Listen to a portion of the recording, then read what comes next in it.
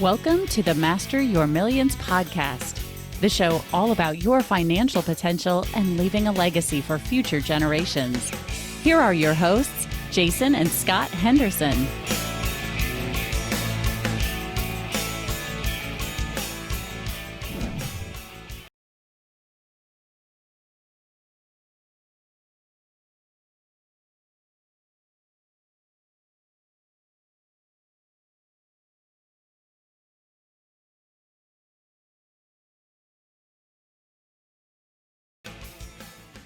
Okay, so now coming back to number four, before this burnout, one of the things we talk about on the podcast is, particularly in the outros, we say, remember, mastering your millions all starts in your mind and in your team. Make sure they're the best.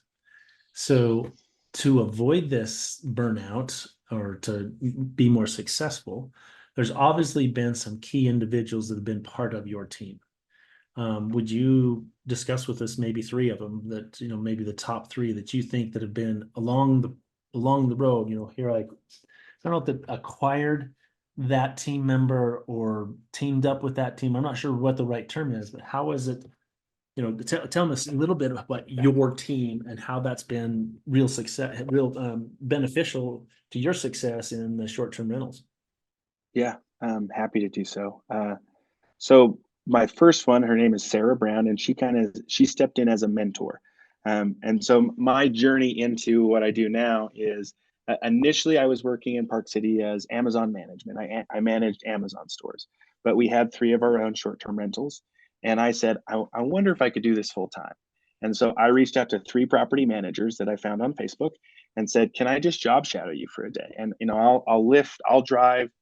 I want to be of value. The first one said, sure, $600. The second one said, sure, $300. And then Sarah Brown said, heck yes, I could use the help. I need some help moving some stuff. Sarah Brown is, Apris is her company, which is based in Park City. All of her units are within a half mile of downtown downtown Park City. And we just drove around and I just talked with her, and she totally transformed how I looked at it, which is, you're going to properties, you're improving them, and I absolutely loved it. And so from that moment, I knew that this is where I wanted to go. Now, fast forward a couple of years, she's really facilitated as a mentor for us. And at one point we had probably bi-weekly meetings. And if I could say to anybody else here is, truly consider your mentors and be willing to pay for mentorship. I mean, I was very apprehensive because I thought, because we're in the trenches, we'll figure it out. But there's a difference of working on your business and working in your business. And when you're able to step out and have that fresh pair of eyes come in and say, why are you doing this? Well, because that's how we do it. But why? Because they can see it. Sarah Brown stepped in, and at the time, we had scaled and we were cleaning, because we had a cleaning division and a management division. We were cleaning 180 homes and we were managing 90, and we were very successfully failing at all of it. Money was like, there was just so much work and there was so much money coming in, yet at the same rate, there was so much money going out because of failures. I myself, because we didn't have effective processes, I, as the owner, was cleaning 3 to 4 times a night from 7 to 11 at night, cleaning up after failed cleans. And because we just weren't dialing things in, and she was able to strategically come in and say, okay, why are you doing this cleaning thing? Yes, there's revenue, but is it really worth it in building the goals? So we cut 40% of our management clients just to focus on the right type of homes and the right types of owners. And with less units, we then almost tripled our income because we were focusing on being great at just a few things. And then we were able to scale to where we are now, where we have ownership positions in things, in properties, that is, and our team and our process is just so much more dialed in that honestly, if anybody came with any opportunity to us now in any location, I'd feel super comfortable to say, well, let's look at it and analyze it. But yeah, like let's make it work. And that actually just happened for us. We signed a boutique hotel that we're going to manage in Kenai, Alaska, that, middle of nowhere. But because we have the processes, it's fishing, and so there's a summertime aspect that fits into our brand. We love the owners, and we have the process. So Sarah Brown was probably one of the first things as a mentor. And so because I think that there's an aspect of, you can have friends that are mentors that connect with you that way, but there's truly a different aspect when you are paying someone to tell you how you're wrong, and you being willing to, change in that. So that would be though they're not directly a team member, I consider a team member. Probably, I mean, in all reality, the second most influential, well, really first most is my partner, who also happens to be my wife. She was able to come in, and because of, I'm very much a yes man, and she's very much of a no woman. And she's Is she from super Pocatello competitive. too? She's from Roy. She's Okay. from the hood, Roy, and she was a D1 athlete. She won MVP in the conference for soccer. Just absolutely an animal and competitive, but not in a overbearing way. And she was able to come in, and having somebody be on the opposite side of you to say, because I think this is the right vision, was sometimes what I'd say, and she'd say, why? I mean, our goal is this. How does this help our goal? And I say, well, it doesn't, but I want to do it. And she says, okay, do it. And you go for it, and we'll fail. And an example of that is another friend of mine who's a manager. He expanded into Turo rentals. So they were doing the homes and the Turos. And I mean, a lot of what we do is built, and it's just a different type of rental. And we did it. We ran a fleet of about 8 cars for about 2 months, and then quickly learned that our team hated it, and we didn't like it, and the margin wasn't there. And when we closed all that out, my wife said, I told you so. And I said, I know, you're right. I'll listen next time. And so having a strategic partner really and I'll also say this too. I mean, I'm very lucky in the sense of having a partner who, in my business, but then also my life, but really it has come at the cost. I mean, there was a 3-year period where we hated each other. I mean, we loved each other, but I mean, it was hard because I wasn't there, and we were doing things incorrectly in our business. But establishing appropriate boundaries, and really it came down to appropriate goals that we decided, okay, at 5:30 there will always be more work, but we need to be done and need to wrap up so that we can focus on our kids. And yes, we can get more contracts, but does it help our family, and does it take away from it? Yeah, if it does, we've moved on. And that was hard for me at first, because I wanted to chase the money and the opportunities, but then realized that so much more balance and so much more efficiency came to our lives when we focused on the true priorities for us, which in that case was our family, and still is. And having that partner who can facilitate. Now that's not there for everybody. I mean, but strategic partners, and it doesn't always have to be a sheer partner aspect, but someone that way to really be the counteracting balance to you. I'd say that's really the success. What I'd recommend to anybody else is just find someone who's kind of your opposite, but that you work well with. And they can step in as a GM or as a partner, but that's probably the second person. And third, while this is kind of a fluctuating role, it is hiring the right general manager or quarterback for your team. We hired 5 not good ones, and we learned a lot on how to fail in that, to be honest. But we then found one whom we just knew right off the bat, and we could feel it. And a lot of it, I think, is based off of how we approach our organization is we do it in levels. There's level 1, which is very traditional, of the CEO. Level 2, which is general managers, project managers. Level 3, which are team members, but they're underneath those general managers and such. And then we have a level 4, which is contractors. But really focusing on where someone lies with that. The second most important team member that I think for us was having a perfect level 2 general manager who was able to have the experience and have some of that entrepreneurial spirit to just jump in and figure things out. Because at the beginning, I think that's why we failed with probably 2 or 3 of our managers, is we just had all these contracts and all these things moving, but we didn't have softwares, and some of them weren't qualified. One of them was my nephew, who I love, but it's hard to work with family when they're incompetent, because he didn't know. I mean, it's nothing against him. It's just, he just didn't know. But yeah, just finding that right team member who has that build it aspect, and then really invest in that person. I mean, once you find it, I mean, we've sent her to conferences, and it's not that we have to give her equity or anything that way, but letting them know that you care and that you're focused on them. We helped her buy a home. and kind of applying the same principles of what we're doing for ourselves, but to her. And really, she's very loyal. And she said to us in many ways, like, I'll work for you guys as long as you guys need me to, and forever. Now, life changes, and it's easy to say that, but like, I know she's loyal and committed. So those are probably the biggest three team members that have really facilitated our success.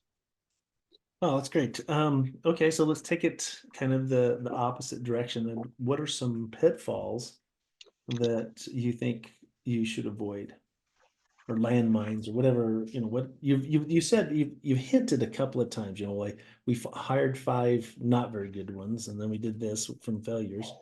Sounds like to me you're no different than most other people, that your success that you're enjoying to do today has a lot to do with your ability to go beyond a failure, a setback, right? It's not the end of the world. I'm going to pick myself up and go on to the next one. Someone is listening, wants to get into short-term rentals. What are some pitfalls that they need to avoid? Because you did say about being professional. That's one, but are there any others that maybe you'd talk about? Yeah, I think that don't listen to all the voices. And what I mean by that is, within my industry, because it has grown from a side hustle approach. There are a lot of voices, educators, mentors out there that say, buy my program, and you can live on the beach like I live on the beach. And some of that, for the the 1% of their students, that's true. But the reality is, truly digging into who the voice is and who that influencer, so to speak, is, and what their track record. I mean, I think that is a very big pitfall. And I should say too, like, even before we, probably 3 or 4 years before we got into this business, my wife and I, because of my family and growing up, I have always wanted to be an entrepreneur and have my own business. And in some ways, it's ironic. This specific interview is, I'm actually at my family in Pocatello's company business, and I honestly for years thought I would have a career here and work here forever. But when I was in my 20s, I elected I wanted to go out in the world and learn from other people and truly find what I wanted. And if I didn't find anything, I knew I could always come back, and that's where I'm doing the interview now. And they're so supportive of me, even though I'm not tied into things. But a lot of what I have found, at least in our industry, is there's a lot of people who talk a big game, but then the reality is, like, their numbers, their transactions don't really follow it up. And so if you're getting into it and you want to learn from somebody, try to learn from someone who has literally done it or is doing it. Because this, realizing that this probably exists everywhere, but I feel very specific in my niche. There's a lot of people who really what their business is selling courses or selling you mentorship, when in reality, they haven't done a lot of deals, or they're not in your market, or they don't know the dynamics of what your true goals are. And so that would be something that I think is a really common pitfall. And I think that the other common pitfall too, specific to what I'm doing, is accounting. It is the biggest and most successful thing that you can do. If your accounting is dialed in from the beginning, you will be successful. And because you will know where you're losing money, or you know where you won't be. And we actually, I mean, we're blessed to be in this position, but we just acquired another company that is a vacation rental company. And the reason truly why we did it is, within 30 minutes of them sending their financials, we could see everything. We knew where there was losses. We knew where there were ways to improve. And then after that, it was just understanding the portfolio and understanding the employees. And it was really simple because their numbers were so dialed in. Whereas right now I'm working with another company that we're in that conversation of an acquisition, and I have no idea where their books are. And it's just, I even talked with the owner. I was like, so what's your P&L on it? He's like, oh, we don't have one. I was like, no, you do. Like, everybody has QuickBooks. So like, you do. He's like, oh, but we don't look at it. I was like, ugh, maybe this is not the best acquisition, but we're still digging through it and stuff, and there might be opportunity there. But really, now this is 6 years on. We now are so dialed in on our accounting, and it's truly led to our success, because we know where our team members are making money or not, and where our homes are. And because we have good KPIs or key performance indicators, we can track it and say we're successful or not. And so that's probably the second biggest thing. Is it's super easy, it's super exciting to get a contract as an arbitrage, or to get your parents' house that they don't want anymore and rent it, or you inherit a house and throw furniture in. But the reality is, if your accounting is not dug in, the availability for you to maximize it and or sell it as a business, it will be so dependent on having good books. Because if you do, holy cow, it's just amazing. Are you the accountant for your operation? Negative ghostwriter. I am not. I'm surprised that when I asked you about key team members, that is not one of the ones you mentioned. With short-term rentals, there's a lot who of is my turnover, wife? right? So the There's second one, in- Rachel. Your wife is, though. Yeah, she's our CFO.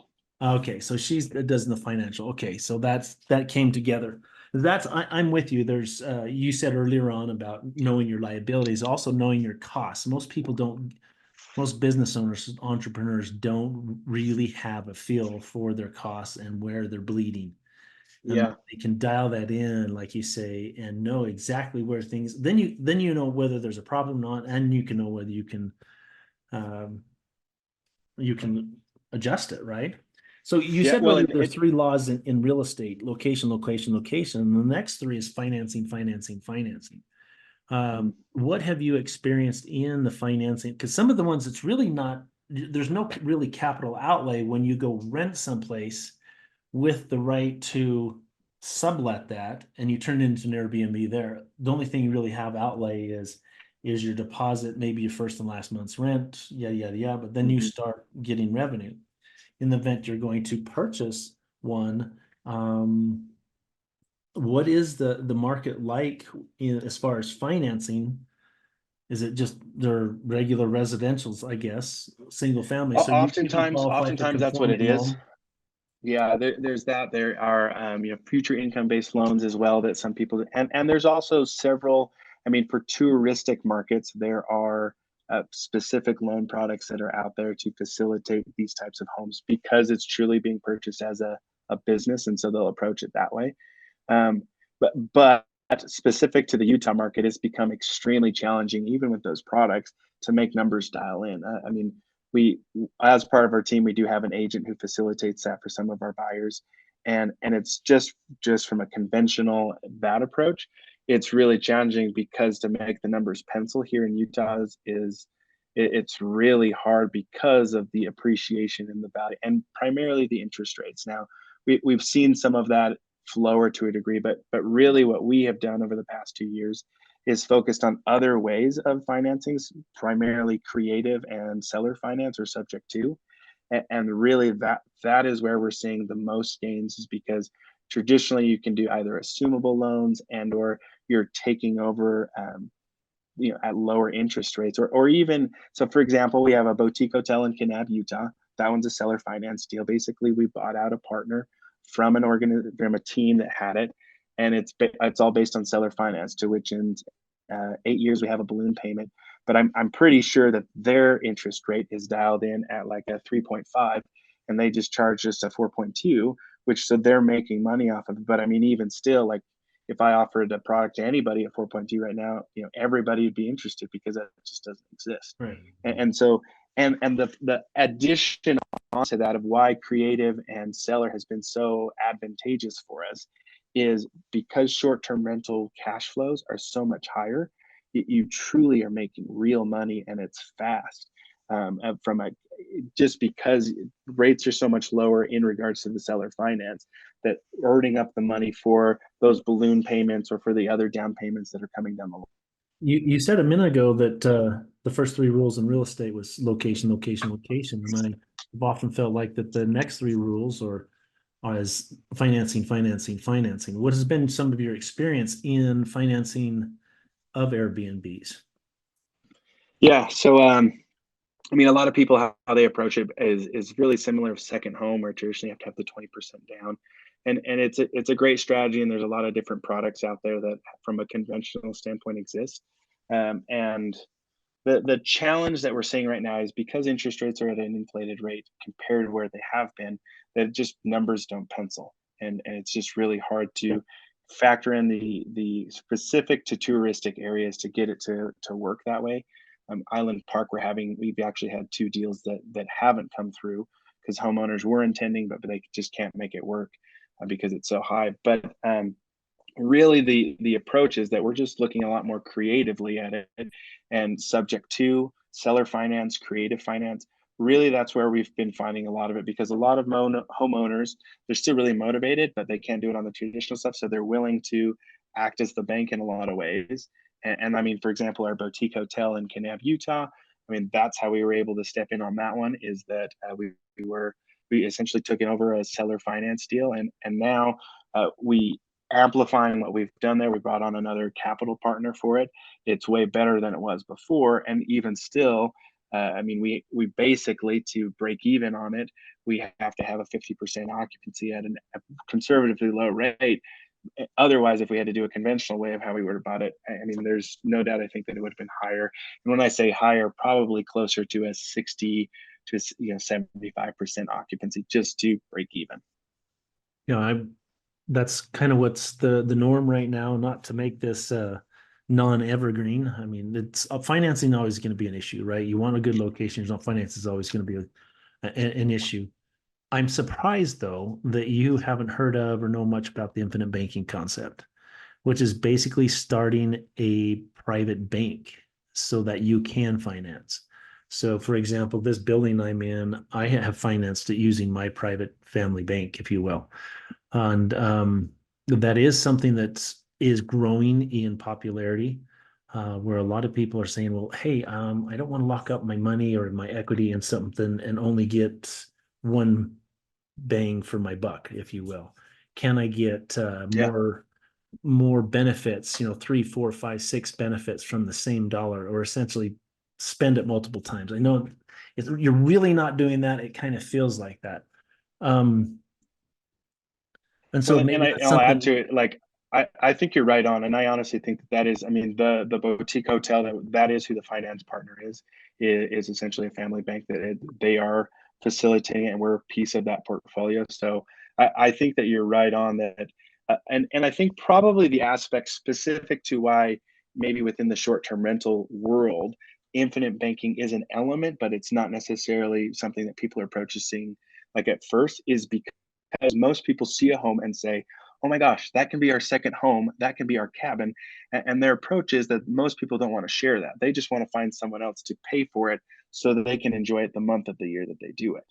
And thus, the infinite banking concept, it's not as caught on, but from where we're at, from more of an institutional, meaning that we have opportunities and assets, we love connecting with those groups because we're a diversification aspect. Because most people, I mean, really, that's why people are doing it, is to have different forms that are all providing a form of revenue. And short term has the element of sexy, but at the same rate, it's also a form of consistency in that it's different than residential homes or whatever it might be. Love it. Well, Aaron, we're running to close to the end of our time together. It's been really fun. This has been a great interview, and I hope everybody that's been listening has enjoyed it well. Please remember to like and subscribe and give us a 5-star review. That'd be great. Some parting thoughts. I mean, where are you going, Aaron, the next little while? I mean, what's the next mountain you're climbing? And maybe some words of advice just in parting. Yeah, I would say that as far as where short-term rental is going, I think that there's going to be a lot of opportunity for company acquisition that's coming up. And so for those that are considering going into, I mean, really our approach is buy and then build. That there's been a huge influx of operators that have come in. And so that's how we're approaching scaling, is acquiring other management companies. And so for those that are thinking of getting into it, and truly if you you don't have the knowledge, but you want to go in. I mean, the company that we just acquired, amazing. I absolutely am enamored with the team members, with what they've done and how they've built it. And really, often I don't know the answer and they do. And if I were to get into it on my own, I would never know that because it's so specific and it's that one problem. And so that would be one way that I would approach, is instead of just doing one home, there are people who are trying to get out of it. And then I would also say there's a lot of creative ways to approach it than just the traditional evangelists that are out there of rental arbitrage and stuff like that. And really, that's how we look at short-term rental. Is it's a tool to generate a different form of income, but really it's the same thing as real estate. Real estate takes time, and over time it creates that wealth. But what we're doing is just a different iteration that could work in some homes and then it doesn't in others because midterm might be better. Or one model works for a number of years and then it can be shifted into another one. And so it's oftentimes people think that it's just, the sexy vacation stuff, which in ways it can be, but really it's just a different tool. And that's how we approach it, is that some homes it might work. And even some investors bring us homes that say, hey, we want to do this. And we'll say, yeah, it's not going to work. Like your neighborhood's great. But like we drove the neighborhood and 3 neighbors approached us, just talking to us. So we know it's not going to be a good neighborhood. So really consider it more as a tool to facilitate rather than the means to true success. I mean, we're a little bit of an anomaly because that's what we're doing. But that's what I would say is just it's one more tool in your tool belt. So everyone, we're going to, in the event someone wanted to connect with you, Aaron, we can put your contact information or a website in the show notes. And that's what we'll do at the bottom. And so thank you so much. Back over to you, Scott. Thanks for listening to Master Your Millions with Jason and Scott Henderson. Check the show notes for any links or contact information about today's guest. Make sure to follow the show so you don't miss any future episodes.